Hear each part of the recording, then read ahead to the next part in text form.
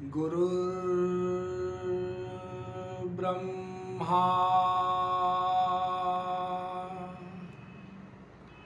गुरुर्विष्णु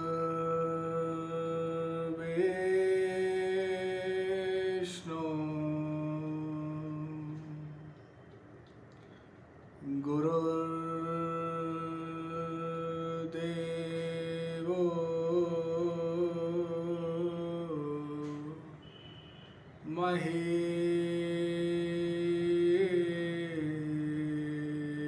महेश्वरः गुरु साक्षात्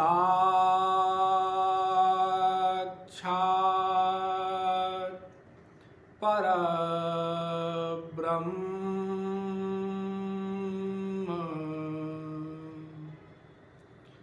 तस्मै श्री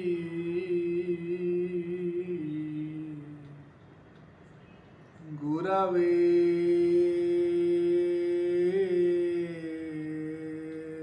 नमः।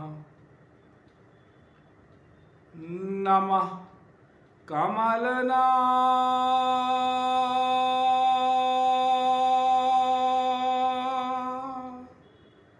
भाय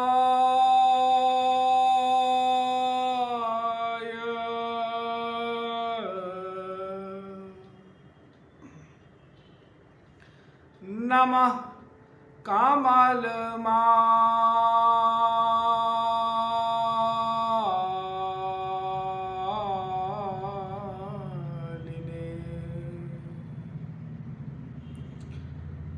नमः कमलपादाय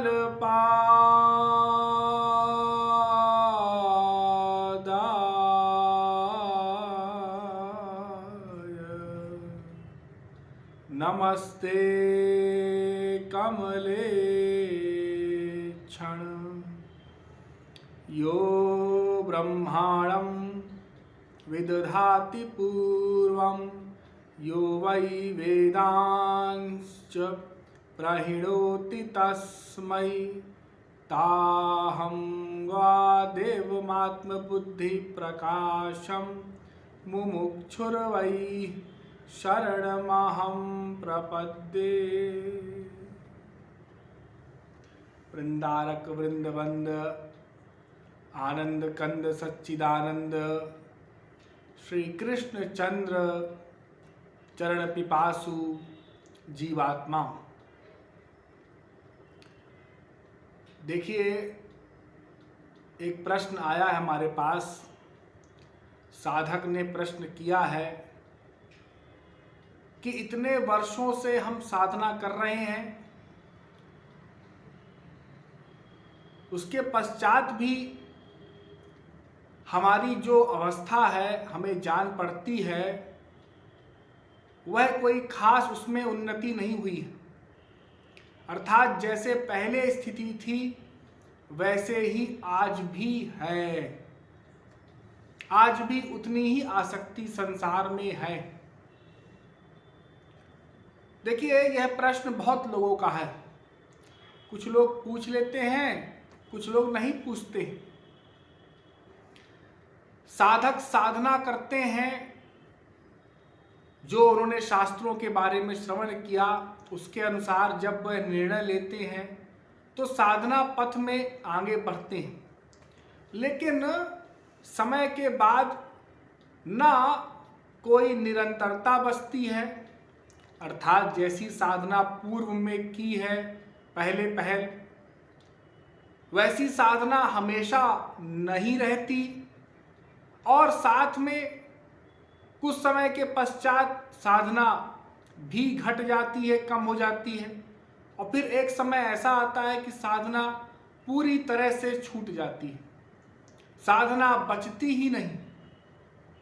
तो साधक को इस बात का ध्यान रखना चाहिए, ख्याल रखना चाहिए कि उसकी साधना में कमी न आने पाए। आमतौर पर जो गृहस्थ होते हैं वो गृहस्थी में इतना अधिक फंस जाते हैं घर के काम काज में कि उनके लिए साधना के लिए समय ही नहीं बचता। अरे बहुत से लोग तो ऐसा प्रश्न करते हैं कि हमारे पास समय ही नहीं है साधना के लिए, हम साधना करें कब, करें कैसे, समय भी तो होना चाहिए। अरे सुबह से उठते हैं तो स्नान वगैरह करके और हमारे ऑफिस का समय हो जाता है और ऑफिस में 8 घंटे 10 घंटे 12 घंटे काम करना होता है और फिर जब शाम को आते हैं तो थक जाते हैं और थक करके फिर हम सो जाते हैं, फिर तो साधना में मन लगता ही नहीं। स्वाभाविक सी बात है, साधना के लिए तो ये हमारा जो मस्तिष्क है इसको शांत होना चाहिए, ये थका हुआ नहीं होना चाहिए, क्योंकि हमको ध्यान करना होता है और ध्यान ऐसे हो नहीं जाएगा, ध्यान ऐसे बन नहीं पाएगा, ठीक ठीक ध्यान करना होगा। और स्त्रियों के साथ भी यही समस्या है, सुबह से उठिए तो घर के काम इतने अधिक होते हैं कि समय ही नहीं निकाल पाती, ऐसी बातें आती हैं। देखिए, इसके लिए मैंने पहले भी विस्तार में कई बार सत्संग दिया है, संक्षेप में फिर समझ लीजिए, क्योंकि आज मेरा विषय कुछ और है। संक्षेप में ऐसा है कि हमको समय का ध्यान करना होगा, एक टाइम टेबल बनाना होगा कि हमको संसार के लिए कितना समय देना है। अरे 6 घंटे 8 घंटे 10 घंटे कितना काम करना है। 8 घंटे काम कर रहे हैं आप, बहुत है, चाहे स्त्रियां हो चाहे पुरुष हो। 8 घंटे स्त्रियां घर का काम करें और पुरुष बाहर का काम करें। अब कोई कहे कि इतने में तो हमारा होता ही नहीं, नहीं तो इतने में आपको अपना मैनेज करना पड़ेगा। यदि आप 8 घंटे से अधिक समय देंगे तो फिर 1 भी घंटा आपके लिए निकालना मुश्किल हो जाएगा, क्योंकि शरीर की थकान भी है, उसके लिए आपको निद्रा लेनी है। निद्रा तो सबको लेनी है, 6 घंटे 7 घंटे आप निद्रा ले लेते हैं, तो बचे कितने आपके पास, 7-8 घंटे और बच गए। उसमें भी कुछ घर के काम निकाल दो, स्नान करना है, अपना निजी काम भी है, शौच वगैरह, अपना भोजन वगैरह भी है, इसको भी निकाल दो 3-4 घंटे, तो फिर आपके 2-3-4 घंटे बच जाएंगे शेष। लेकिन यदि आप काम 8 घंटे से अधिक करेंगे, 10 घंटे 12 घंटे, तो फिर तो आपके शरीर की थकान इतनी हो जाएगी कि आपके पास समय ही नहीं बचेगा, आप कितना भी चाहें। तो आपको कम में काम चलाने का अभ्यास करना चाहिए। हाँ, हिसाब से करना होगा, कितना आवश्यक है उतना करें हम बस, कितना शरीर के लिए आवश्यक है, कितने में हमारा काम चल जाएगा, कितना धन हमको कमाना है, कितने में हमारा काम चल रहा है, या घर में भी कितना काम करना है। यदि इसका हम ख्याल नहीं रखेंगे तो हमारा समय व्यर्थ होता जाएगा और फिर हमारे पास समय ही नहीं बचेगा साधना के लिए। तो जो प्रश्न आया है मैं उस पर आ जाता हूँ, मुझे उस पर बोलना है कि जिन्होंने प्रश्न किया है महानुभाव ने कि एक समय के बाद साधना में मन लगना कम हो गया और हमको ऐसा लगता है कि हमारी अवस्था अभी वहीं तक है। देखिए, बहुत सारे लोगों के साथ ये समस्याएं हैं। पहली बात तो हमारी अवस्था का आकलन हम स्वयं नहीं कर सकते। ये अच्छी बात है कोई यदि ये मानता है कि हमारी अवस्था नहीं बढ़ी है। साधक को सदैव ऐसा ही चिंतन करना चाहिए कि हमारी जो अवस्था थी अभी उतनी ही है या पीछे आ गए। यदि अपने आप को आगे बढ़ता हुआ देखेंगे, मानेंगे, तो फिर तो और ढिलाई हो जाएगी साधना में, फिर तो और जो थोड़ा बहुत साधना हम कर रहे हैं वह भी नहीं करेंगे। इसलिए हमको अपना अभिमान ना आने पाए, इसलिए ऐसी बातें ठीक है। लेकिन ये बात तब ठीक नहीं होती जब हम कई वर्षों से साधना कर रहे हैं उसके पश्चात भी वास्तव में हमारा मन श्री कृष्ण की ओर नहीं आकर्षित हो रहा, भगवान की ओर नहीं उतनी तेज से बढ़ रहा, उतनी तीव्र गति से जितना बढ़ना चाहिए, जितना हमने सुना, शास्त्रों का श्रवण किया, और यदि हमने किया तो फिर तो ऐसा होना नहीं चाहिए। दो बातें होंगी, या तो हमने जो सुना है वो गलत सुना है, गलत मार्ग में हम जा रहे हैं, किसी गलत गुरु को पकड़ लिया है, वो गलत मार्ग बता रहा है, तो परिश्रम तो हम कर रहे हैं लेकिन हमको रिजल्ट नहीं मिल रहा। जैसे किसी को प्रयाग जाना हो तो यहां से उत्तर की ओर जाए तो प्रयाग पहुंचेगा, लेकिन दक्षिण की ओर जा रहा है और सोचे कि प्रयाग आ जाए तो बहुत तेज गति से चलने में भी प्रयाग नहीं आएगा, वो तो उल्टी दिशा में जा रहा है। उसी प्रकार आजकल 99% लोग गलत मार्ग बता रहे हैं, गलत साधना बता रहे हैं, जिसके कारण पब्लिक को लाभ नहीं होता। वे लोग उनका तमाम आडंबर देख करके बहिरंग, ओ ये तो बहुत बड़े गुरुजी हैं, इनके पास इतनी पब्लिक जाती है, वो तो बहुत बड़े गुरुजी हैं, ये ऐसे ऐसे हैं, लोग चले जाते हैं गलत मार्ग में और गलत साधना कर रहे हैं, परिश्रम भी कर रहे हैं, खूब समय दे रहे हैं, खूब तन मन धन सब कुछ दे रहे हैं, लेकिन उसके पश्चात भी परिणाम उल्टा, मन लगने की बजाय मन और बिगड़ गया। ऐसा गलत साधना से होता है, ये ध्यान रखेंगे। तो साधना भी ठीक ठीक होनी चाहिए, गुरु भी ठीक ठीक होना चाहिए। अब किसी ने पूछा गुरु कैसा होना चाहिए, तो देखो जो श्रोत्रिय ब्रह्मनिष्ठ महापुरुष होते हैं वही गुरु का पद, उन्हीं को गुरु बनाया जा सकता है, उन्हीं को गुरु के पद में बैठाया जा सकता है। श्रोत्रिय और ब्रह्मनिष्ठ ये दो बातें आवश्यक हैं। वेद कहता है परीक्ष लोकान कर्मचितान ब्राह्मणो निर्वेद मायान नास्त कृतः कृतेन तद विज्ञानार्थम स गुरुमेवाभिगच्छेत समित पाणि श्रोत्रियम ब्रह्मनिष्ठम। अर्थात जिसने भगवान को प्राप्त किया हो ऐसा ब्रह्मनिष्ठ, और दूसरा श्रोत्रिय अर्थात जिसे समस्त शास्त्र वेदों का ज्ञान हो पूरा पूरा, वही गुरु हो सकता है, उसी को गुरु कहा जा सकता है। अन्य किसी को गुरु की पदवी नहीं दी जा सकती। किसी को भी अरे गहरे को गुरु बना लिया और चल पड़े और पूरा जीवन निकल गया है, लेकिन रिजल्ट कुछ नहीं।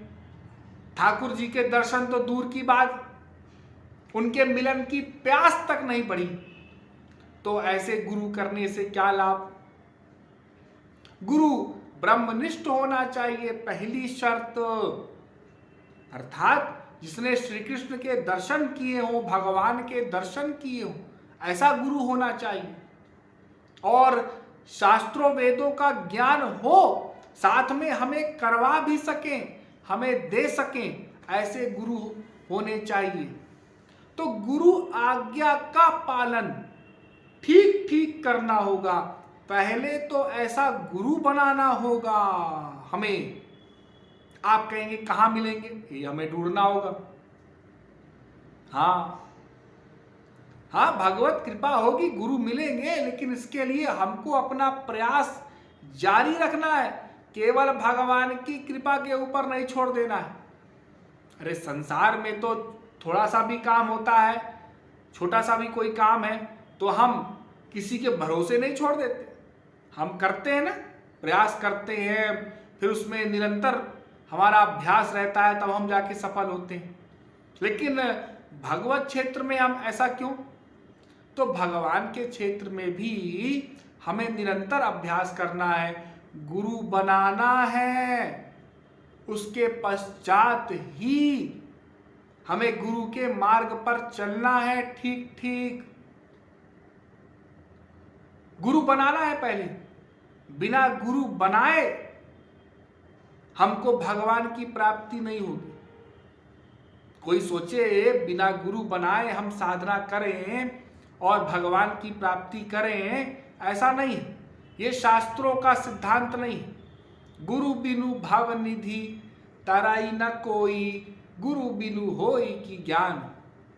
अरे बिना गुरु के तो ठीक ठीक ज्ञान भी असंभव है, ठीक ठीक ज्ञान भी नहीं हो सकेगा, तो फिर भगवान की प्राप्ति ये तो बहुत दूर की बात है। तो गुरु बनाना होगा, ठीक ठीक बनाना होगा शास्त्रों वेदों के अनुसार।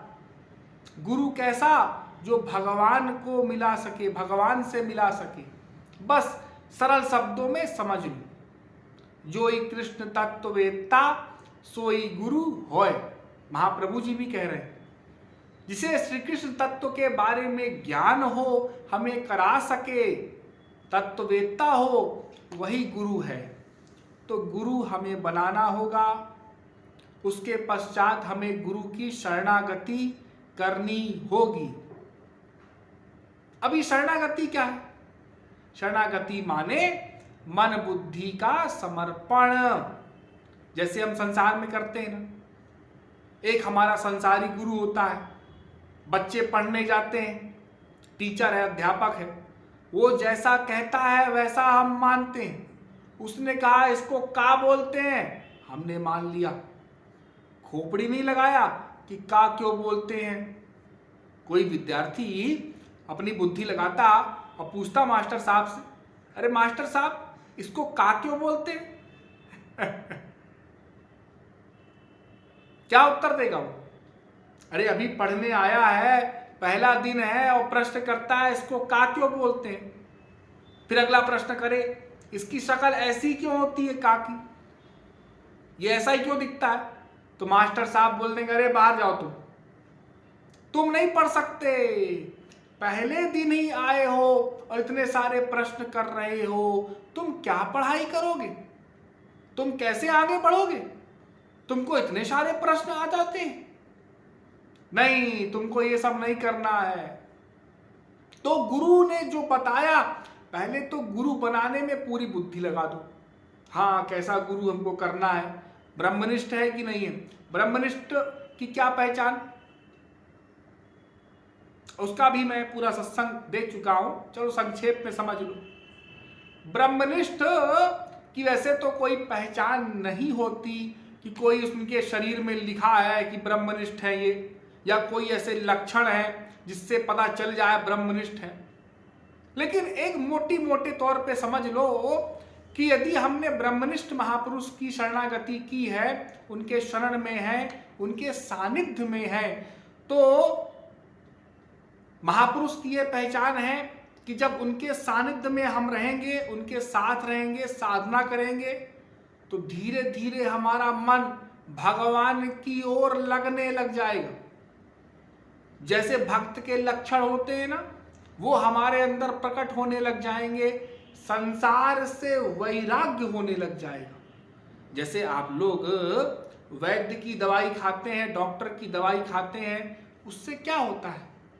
दो चीजें होती हैं, एक तो आपका शरीर स्वस्थ होता है, दूसरा रोग भागने लग जाता है, बीमारी से छुट्टी मिल जाती है। उसी प्रकार ठीक गुरु करने पर, महापुरुष की शरणागति करने पर क्या होगा? एक तो भगवान हमको प्रिय लगने लग जाएंगे, भगवान के मिलन की व्याकुलता बढ़ेगी, उनके दर्शनों की व्याकुलता बढ़ेगी। ये बार बार अंदर से हुक पैदा होगी कि कब भगवान के दर्शन होंगे, कब उनकी लीलाओं के दर्शन करेंगे हम, कब उनके धाम के दर्शन होंगे, उनके धाम का वास मिलेगा, कब उनकी सेवा मिलेगी, उनके संतों के दर्शन होंगे, भगवान के नाम में अनुराग होगा। कहीं भी भगवान का नाम सुनने को मिलेगा, हम वहीं बैठ जाएंगे, भगवान के नाम में रुचि बढ़ेगी, भगवान की लीलाओं में, कथाओं की चर्चाओं में रुचि बढ़ेगी, इंटरेस्ट बढ़ेगा। तो इससे मान लेना कि हम ठीक गुरु के सानिध्य में हैं, ठीक ठीक सत्संग कर रहे हैं। संसार से वैराग्य होगा, संसार की बातें अच्छी नहीं लगेंगी, संसार में ज़्यादा समय व्यतीत करना हमारे लिए मुश्किल हो जाएगा। कोई बैठा है, दो चार लोग संसारी बातें कर रहे हैं, हम वहाँ से उठ के जाने का मन करेगा, तो संसारी बातें देखने का ना सुनने का मन करेगा। इससे समझ लेना कि हम ठीक ठीक सत्संग कर रहे हैं। और फिर सत्संग करना हमारे ऊपर निर्भर करता है। हो सकता है गुरु ठीक ठीक मिल गए हैं, लेकिन हम ढिलाई बरतते हैं, हमने उतनी तीव्रता नहीं दिखाई, हम भगवान की भक्ति के लिए उतने अग्रसर नहीं हुए, हमने उतना परिश्रम नहीं किया जितना गुरु ने किया। गुरु ने बताया शास्त्रों की बातें, हम वैसे ही हैं अभी भी। तो ये सब बातें भी ध्यान रखना होगा। तो गुरु के मिल जाने बस से काम नहीं होगा, गुरु के मिल जाने के पश्चात हमको संग करना होगा। उसी को कहते हैं सत्संग। सत्संग माने सत्य का संग, माने भगवान का संग, माने गुरु का संग। भगवान तो मिले नहीं अभी, तो भगवान का संग कहाँ से करोगे? तो गुरु का संग ही सत्संग है, ये मान लो। तो सत्संग ठीक ठीक करना, शास्त्रों की बातें ठीक ठीक मानना, गुरु वचनों का 100% पालन करना, इसी को सत्संग कहते हैं। तो जो जितना पालन करेगा गुरु की आज्ञा का, गुरु के वाक्यों का, गुरु के वचनों का जितना अनुसरण करेगा, जितना पालन करेगा, उसको उतना अधिक लाभ मिलेगा, लाभ प्राप्त होगा। और जो जितना ढिलाई बरतेगा कि नहीं हम तो अपनी मनमानी करेंगे, गुरुजी ने कहा है कि प्रतिदिन 1 घंटा भजन करना है, सत्संग करना है, लेकिन हम कहाँ करते हैं? हम नहीं करते वरते। 10 मिनट 15 मिनट गुरुजी को सुन लिया, वो भी लगा लिया टीवी में, मोबाइल में, टेप में, और यहाँ से वहाँ घूम रहे हैं, टहल रहे हैं, ढंग से नहीं सुन रहे। एक जगह बैठ करके रूप ध्यान करके साधना नहीं कर रहे, मन नहीं लगा रहे। और चाहे कि श्री कृष्ण की कृपा हो जाए, गुरु की कृपा हो जाए अरे ऐसा तो संसार में भी नहीं होता। प्रतिदिन पढ़ने जाता है बालक, शिक्षक बोलते हैं कि आज तुमको ये पढ़ना है, आज ये पढ़ाया गया है, घर में जाके पढ़ लेना, नहीं तो सब भूल जाओगे।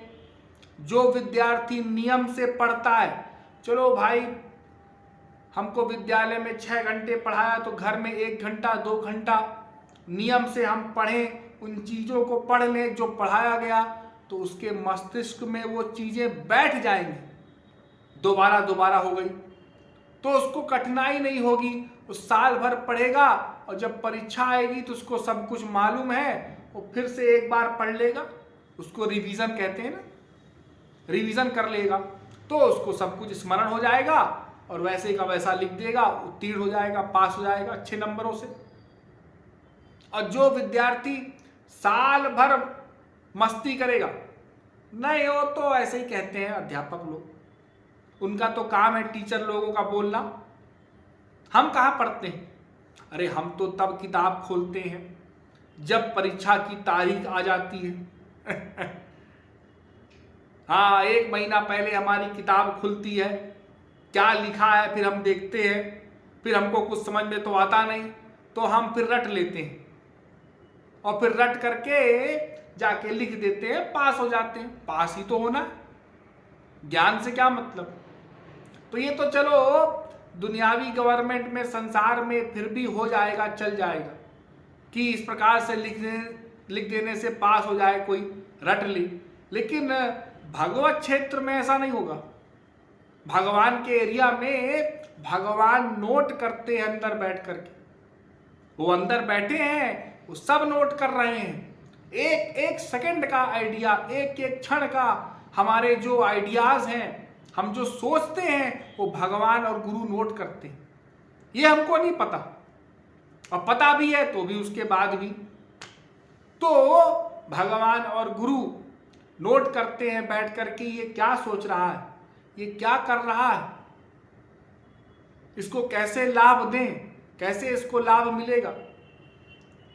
तो भगवान के विषय में सुनने के पश्चात भी, शास्त्रों के बारे में सुनने के पश्चात भी यदि हम अपनी मनमानी करते हैं तो डबल अपराध है। वो ये तो उससे बढ़ करके है जो गुरु के पास गया ही नहीं, जिसने गुरु की वाणी सुनी ही नहीं, शास्त्रों के बारे में जाना ही नहीं, ये समझा ही नहीं कि मैं कौन हूं, मेरा कौन है, मुझे क्या करना है। उससे बड़ा गुनाहगार है वो जिसने सुन करके भी पेंडिंग में डाल रखा है। करेंगे, अरे अभी थोड़ी कर लेंगे, ओ करेंगे, अभी तो हमको इतना सारा काम है संसार का, अभी ये करना है, वो करना है, अभी बच्चे छोटे छोटे हैं, ये बड़े हो जाएं, अभी पढ़ाई कर रहे हैं, अभी तो हमको धन कमाना है, हमको घर बनाना है, अभी तो हमको ये करना है, वो करना है। पेंडिंग में डाल दिया तो वो पेंडिंग में ही पड़ा रहेगा। हाँ, एक दिन मरने की तारीख आ जाएगी, यमराज आ जाएंगे, लेकिन भजन नहीं होगा उससे। और जिसने ये सिद्धांत बना लिया कि नहीं, बाकी सब पेंडिंग में, भगवत भजन पहले, पहले ईश्वर का भजन, पहले साधना, पहले आत्मा का कल्याण, पहले अपना, उसके पश्चात ये फिर शरीर का। सोचो, कोई अपने वस्त्रों को दिन भर साफ रखे, उसका ध्यान रखे, और शरीर का ना रखे, शरीर में ना साबुन लगाए, ना उसको धोए, ना उसमें तेल लगाए, ना मालिश करे, तो लोग उसको मूर्ख ही कहेंगे। अरे कपड़ों में तो बकायदा इस्त्री वगैरह करके रखता है, ओ परफ्यूम डालता है महंगे महंगे, लेकिन शरीर में तो साबुन भी नहीं लगाता, कैसा मूर्ख है। ठीक वही हाल है हमारा, ठीक वही हाल है कि हम शरीर का तो इतना ख्याल रखते हैं जिसको एक दिन छोड़ना है। अरे अपने आंखों से देखते हैं, रोज सबके मरने पे जाते हैं, अखबार में पढ़ते हैं, टीवी में देखते हैं, मोबाइल में देखते हैं, रोज लोग मर रहे हैं हजारों की संख्या में, लेकिन अपने बारे में नहीं सोचते। ये जानते भी हैं कि शरीर छूट जाएगा, ये शरीर मेरा नहीं है, हाँ मैं नहीं हूं शरीर, मैं आत्मा हूं। बहुत से लोग जानते हैं, उसके पश्चात भी मानते नहीं। तो मानना होगा और अपने आप का कल्याण करना होगा। हम ही अपना कल्याण नहीं करेंगे तो दूसरा थोड़ी आके कर देगा। हाँ, अपने शरीर को जैसे स्वयं स्वच्छ रखना पड़ता है, वैसे ही अपनी आत्मा का कल्याण स्वयं हमको करना है। शरीर का तो कोई और कर भी सकता है, लेकिन आत्मा का कोई नहीं करेगा, वो स्वयं को करना होगा। इसलिए जल्दी करो, उत्तिष्ठत जाग्रत प्राप्य वरान निबोधत। हे मनुष्यों, उठो, जागो और उस परम तत्व का ज्ञान प्राप्त करके अपना कल्याण कर लो। वेद कहते हैं, शास्त्र कहते हैं। तो हमको अपना कल्याण करना है इस मानव देह में, क्योंकि मानव देह छिन गया तो फिर बिगड़ी बात नहीं बन पाएगी। इसी मानव देह में ही हम अपना कल्याण कर सकते हैं, भक्ति कर सकते हैं। न मानुषम विना यत्र तत्व ज्ञानम तु लभ्यते। इस मानव देह में ही तत्व ज्ञान प्राप्त किया जा सकता है, अन्य किसी देह में तत्व ज्ञान प्राप्त नहीं हो सकता, ये याद रहे। तो भगवान की भक्ति, भगवान का स्मरण निरंतर बना रहे, निरंतर ये चिंतन बना रहे कि मैं जीव हूँ, भगवान का अंश हूँ, मुझे भगवान की प्राप्ति करने के लिए यह शरीर मिला है। ये मोटी मोटी बातें, बड़ी बड़ी। हमको श्री कृष्ण की प्राप्ति करनी है, इसी जन्म में करनी है। उसके लिए निरंतर अभ्यास, प्रयास, निरंतरता होनी चाहिए। निरंतर शास्त्रों का अध्ययन, गुरु सेवा भी यदि कोई कर लेगा ठीक ठीक, तो उसको कुछ नहीं करना पड़ेगा, साधना वगैरह वो भी नहीं करते हैं। गुरु के पास जाते हैं, थोड़ा सा समय देते हैं और फिर चले जाते हैं। गुरु सेवा से भी पीछे भागते हैं। तो गुरु सेवा से भी कल्याण हो जाए, लेकिन हम उससे भी पीछे भागते हैं, साधना भी नहीं करना चाहते गुरु वचनों के अनुसार। तो फिर कैसे कल्याण होगा? फिर कैसे ये प्रश्न आ रहा है कि हमारी अवस्था वैसे ही है, हम अभी भी संसार को ही अपना माने हुए हैं। ये हमारी माँ, ये बाप, ये पति, ये पत्नी, ये बच्चे, ये धन, ये प्रॉपर्टी, ये रिश्तेदार, ये मित्र, ये दुनिया, ये संसार मेरा है, मैं छोड़ूंगा नहीं। मरने के बाद भी ये साथ जाएगा। ये भावना है हमारी, ये धारणा है हमारी। तो फिर कैसे भगवान कृपा करते हैं? खुद सोचो, खुद विचार करो। भगवान ही मेरे हैं, ही लगाना होगा। त्वमेव सर्वम मम देव देव, तुम ही मेरे सब कुछ हो। ये बार बार चिंतन करना होगा। भगवान ही मेरे हैं, भगवान ही मेरे हैं। ये संसार मेरा नहीं है, श्री कृष्ण ही मेरे हैं। जितना श्री कृष्ण को अपना मानोगे, जितना भगवान को अपना मानोगे, उतना उनसे प्रेम हो जाएगा। और जितना उनसे प्रेम हो जाएगा, बस उनकी प्राप्ति में देरी नहीं। अरे संसार में एक लड़का है, चला जाता है इंग्लैंड पढ़ने, किसी का कनाडा पढ़ने चला गया, आज 3 साल 4 साल से आया ही नहीं। उसकी माँ, उसके बाप का क्या हाल होता है? उसको याद करके रोते हैं। अरे रो रहे? हाँ, याद आ रही बच्चे की। उसको पाला पोसा बड़ा किया, वो हमको छोड़ करके चला गया, भूल गया। हम रोते हैं उसकी याद में, ये कूड़ा कबाड़ा संसार के प्रेम में। लेकिन भगवान से अनंत काल से बिछड़े हुए हैं, अनंत जन्म बीत गए, लेकिन आंसू नहीं आते, एक आंसू नहीं आता। कीर्तन में भी रूखा रूखा बोल देते हैं, हरे राम राम राम हरे हरे। भगवान देखते हैं, उनको कितना दुख होता होगा कि देखो मेरी याद में इसको एक आंसू नहीं आता। ऐसा इसका प्रेम है मेरे प्रति, बताओ, ऐसी इसकी भक्ति है मेरे प्रति। तो भगवान से ठीक ठीक प्रेम करना होगा। भगवान की याद में वैसे ही हमको रोना होगा जैसे संसार की याद में हम रोते हैं। जैसे संसार के लिए हमको रोना आता है, वैसे ही ईश्वर के लिए हमको रोना पड़ेगा। तब भगवान प्रसन्न होंगे, तब ये हमारा अंतःकरण जो अशुद्ध है ये शुद्ध होगा। बिन रोए किन पाइया, प्रेम प्यारो मीत। तो भगवान के प्रेम में रो, आंसू बहाओ, भगवान के लिए व्याकुलता बढ़ाओ।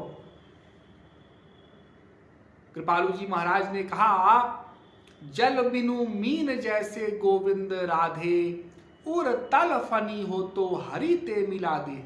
जैसे मछली होती है ना पानी में, उसको थोड़ा सा निकाल दो तो पानी के बिना तड़प जाती है, क्योंकि पानी से ही उसका सब कुछ चलता है। जैसे हमारे लिए ऑक्सीजन है ना, कोई ऑक्सीजन बंद कर दे, नाक में कपड़ा लगा दे, तो क्या हाल होगा हमारा। वैसे ही मछली का थोड़ा सा उसको बाहर निकाल दो पानी से, वो तड़पने लग जाती है पानी के बिना। वैसे ही हमारे हृदय में जब भगवान के बिना व्याकुलता पैदा हो जाएगी, अर्थात थोड़ा सा भी विरह भगवान का सहन नहीं होगा। अभी तो हम भूले हुए हैं, समझिएगा मेरी बात को। थोड़ा सा भी विरह कि भगवान का एक सेकंड को भी विस्मरण हो जाए, ध्यान चला जाए, तो हमारे हृदय में तड़प पैदा हो जाए, तड़प पैदा हो जाए। वो तड़प ही हमको भगवान से मिलाएगी।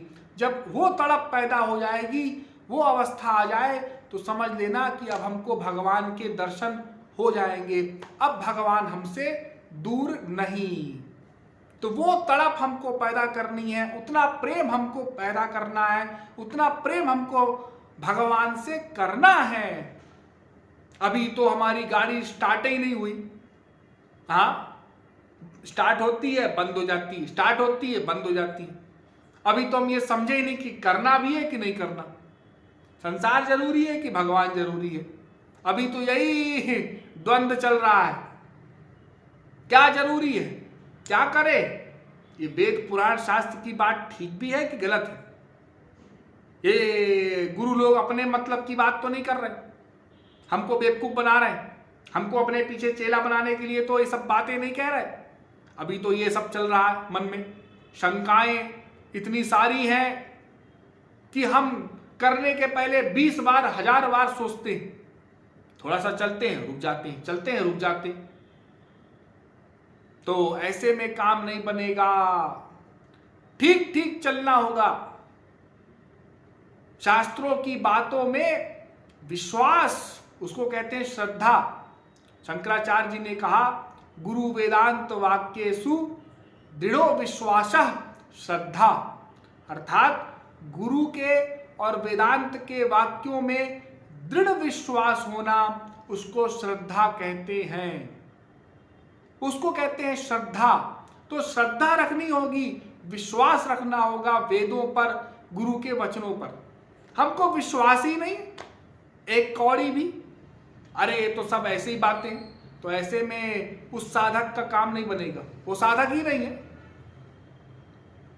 पहले तो विश्वास हो, श्रद्धा हो कि हाँ जो बताया जा रहा है वो ठीक ठीक है, फिर उसका हम पालन करें। जब हम पालन करेंगे तो हमको लाभ मिलेगा, और जब हमको लाभ मिलेगा तब हमको समझ में आएगा।